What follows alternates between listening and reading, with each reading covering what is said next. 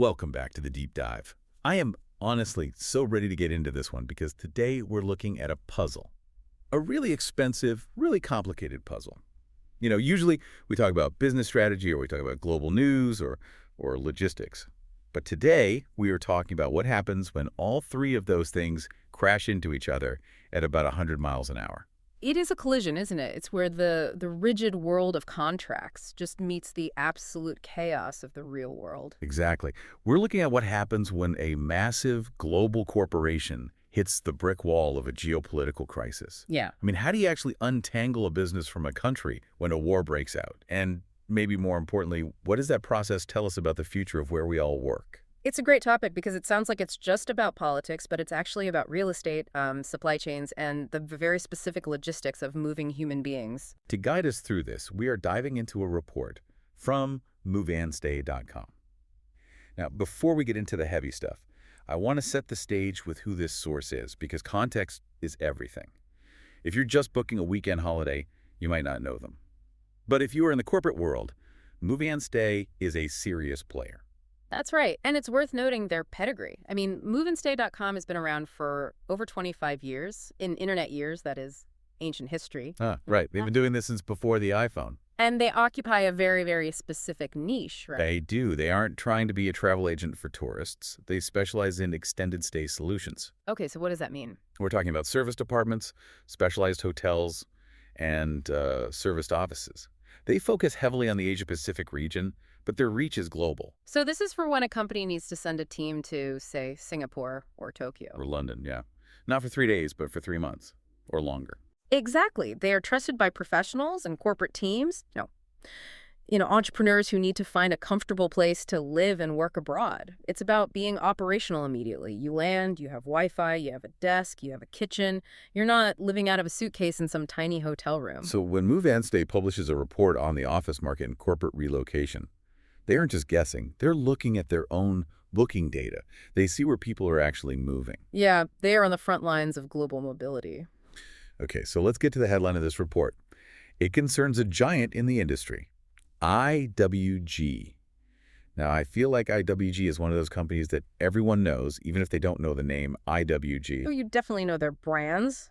Regus, Yes. Spaces. Regus. I feel like there is a Regus sign on every major street corner in every city I've ever visited. You are not imagining that. IWG, that's the International Workplace Group, is the world's largest provider of serviced offices. We are talking about a massive operation. They're a FTSE 250 company, which puts them among the largest companies on the London Stock Exchange. Just to give us a sense of scale, how big is the footprint? They operate roughly 3,300 centers in over 120 countries. They are the giants of flexible work. If you've ever rented a temporary office or even just a meeting room for a day, there's a really good chance you paid IWG. So when a company this size makes a strategic shift, the whole market feels the vibration. And the news, according to our Move and Stay source, is that this giant is leaving Russia. Correct. IWG has officially announced the closure of all its workspaces in Russia. Specifically, they're closing 9 offices. Now, I have to play devil's advocate for a second. You just said they have 300 locations. They're closing 9. Mathematically, that sounds tiny. Why is this a headline? It's a fair question. On a spreadsheet, losing 9 centers is a rounding error. But symbolically and geopolitically, it's huge. These are prime locations in a G20 capital. And the why matters so much more than the how many.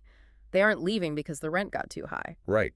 The report quotes Mark Dixon, the CEO and founder of IWG. He was very direct about the reason. He explicitly cited the ongoing invasion of Ukraine as the driver for this decision.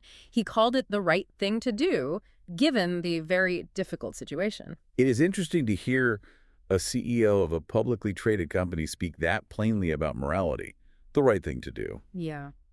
But, and here's where I want your brain on this, is it ever just about morality in international business? Or is there a commercial reality underneath that moral stance? That is the million-dollar question, or in IWG's case, perhaps the multi-million-pound question. While the moral stance is front and center, you have to look at who actually fills those offices. Who is the typical IWG tenant in Moscow? Is it a local business? It's not usually a local bakery or a small domestic startup, no. IWG's business model is built on serving international conglomerates. Think, Google, IBM, major international banks, consulting firms. I see where you're going with this. If you are IWG, your business relies on providing flexible office space to global companies. If those companies are pulling out of Russia due to sanctions or their unmoral stances, then what happens? Then IWG's customer base in Russia effectively evaporates. Exactly. The business justification for staying vanishes at the exact same time the moral pressure to leave peaks. It's a convergence. Right. You don't have customers to put in the desks, and the world is watching to see if you keep the lights on. It just becomes an untenable position. Okay, let's unpack the how of this exit, because this was the part of the Move and Stay report that really made me pause. I think when we hear company exits country, we have this movie scene in our heads. The CEO slams the phone down, someone flips a giant switch, the lights go out, and everyone runs to the airport. It's traumatic, but real estate just doesn't work like that. The report says they are pulling out gradually. Now, to a cynic, gradually might sound like hesitation, like they're keeping a foot in the door just in case. Is that what's happening here? I don't think so. This comes down to the boring, unsexy reality of commercial lease law. We have to remember, IWG doesn't necessarily own every building they operate in. They lease floors, or sometimes entire buildings, from landlords. So they are the middleman. They lease the building, fit it out with desks and coffee machines, and then they rent it to us. Correct. And those primary leases, the contracts between IWG and the Russian building owners, are legally binding documents. They usually run for 10, 15, maybe even 20 years. They have bank guarantees attached. So you can't just walk away. And without getting sued for millions. If you just lock the doors and stop paying rent, the landlord comes after your assets. It's a complete legal nightmare. So when they say gradually, they mean they're waiting for the clocks to run out on the contracts. Precisely. The report notes that the withdrawal timeline is dictated by lease expirations. As a lease naturally ends, they don't renew, and they close the center. It's an unwinding process rather than a sudden stop. It's really the only way to exit without setting a huge pile of shareholder money on fire. That's right. But the report does mention one thing that was immediate. The money tap. Right. All new investment has been halted. And that is a crucial distinction. They might still be paying the rent on the existing leases because, well, they have to, but they aren't buying new furniture. They aren't opening new centers. They aren't upgrading the tech. The growth engine is turned off completely. It's a soft exit. You starve the operation of capital while you wait for the legal contracts to expire. Exactly. And Mark Dixon did note that their business in Russia was small relative to their global footprint. That probably makes this unwinding a lot easier to manage than if it were, say, their London or New York operations. Sure. But it's still a complex legal web to untangle. While we're talking about untangling webs, let's pivot to the human side of this. Because offices are just walls and desks until people are inside them. And the Move and Stay report highlights a very specific ripple effect of this conflict regarding the people IWG serves. This was a very poignant part of the report, I thought. While they're closing doors in Russia, they're actively dealing with a displacement crisis coming out of Ukraine. The report mentions that IWG is supporting companies forced to relocate from Kiev. Yes. And this is where we see the real value of that mobility expertise we talked about at the start. I mean, Move and Stay has been doing this for 25 years, and this is exactly the kind of scenario where that experience matters. Paint the picture for us. What does that look like on the ground? Okay, imagine you run a tech company in Kyiv. You have 50 developers. The invasion starts. You need to get them out. You manage to get them across the border. Now you have 50 people with laptops standing in an airport in a foreign country. What do you need? You need a place for them to sleep and a place for them to work. And you need it immediately. Right. You can't sign a 5-year lease on an office building in Warsaw if you don't know if you'll be there for 6 months or 6 years. You can't put 50 people in a standard hotel indefinitely. It's too expensive, and frankly, it's demoralizing. You need a home and an office, but with zero commitment. That is the sweet spot. And the report lists specific locations where these displaced clients are moving. It names Poland, Romania, and Portugal. Poland and Romania make sense. They are neighbors. They are the immediate safe haven.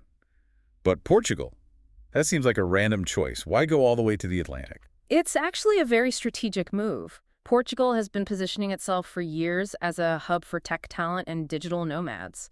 They have favorable tax structures, great weather, and a lower cost of living compared to, say, London or Paris. So it's not just fleeing to safety, it's relocating to a viable, long-term business hub. Exactly.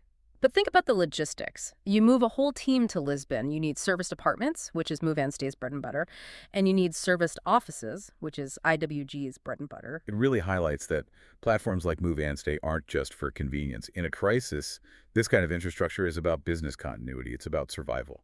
Absolutely. The ability to just pick up a company and drop it into a new country without missing a beat is a very modern phenomenon. It requires that layer of serviced accommodation and workspace. It proves that mobility isn't just some buzzword for millennials on the beach. It's a strategic corporate asset. So we've looked at the crisis, the exit from Russia, the displacement from Ukraine, but the report gives us one more layer. It zooms out.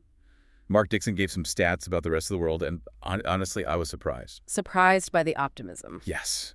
I feel like for 3 years, all we've heard is the office is dead, everyone is working from their kitchen table forever.